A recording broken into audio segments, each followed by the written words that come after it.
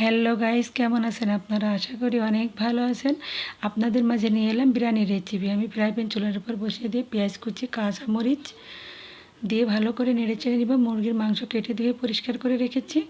জিরা, রসুন, পেঁয়াজ, আদা, জয়ফল, জয়ত্রী, ধনিয়া গুঁড়া, মরিচের গুঁড়া, স্বাদ মতো লবণ দিয়ে ভালো করে কষিয়ে নিব। ভালো করে মশলাগুলো কষিয়ে নিতে হবে। মশলাগুলি কষানো হয়ে গেলে আমি কেটে রাখা মাংস ওর মধ্যে দিয়ে দিব।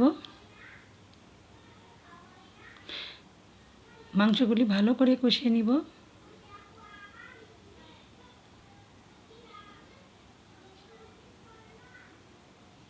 ওর মধ্যে দিয়ে দিছি লবঙ্গ, গোলমরিচ, তেজপাতা। মাংসগুলি ভালো করে কষিয়ে নিব। দেখেন কালারটা কত সুন্দর দেখাচ্ছে। ওর মধ্যে আমি কিছু শুকনো মরিচ অ্যাড করেছি, চিড়ে দিয়েছি। এর মধ্যে আমি কিছু আলু অ্যাড করব।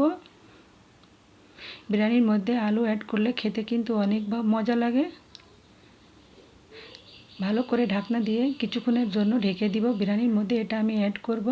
পরিমাণ মতো দিতে হবে, 1 থেকে 2 ফোঁটা দিতে হবে। বেশি দিলে গন্ধ করবে, বেশি দিলে খাওয়া যাবে না। আমি বিরিয়ানির কোনো মশলা অ্যাড করব না। মাংসের মধ্যে আমি কিছু কাঁচা দুধ দিয়ে দিলাম। পোলোয়ার চালগুলি ভালো করে ভেজে রেখেছি। গরম পানির মধ্যে ঢেলে দিব চালগুলি ফুটে উঠলে মাংসগুলি ওর মধ্যে ঢেলে দিব।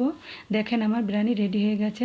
আপনাদের কাছে অনুরোধ, আমার রেসিপিটা যদি সত্যি ভালো লেগে থাকে, লাইক, কমেন্ট, সাবস্ক্রাইব করতে ভুলবেন না। আপনাদের মাঝে আমি এখন পরিবেশন করে দেখাবো।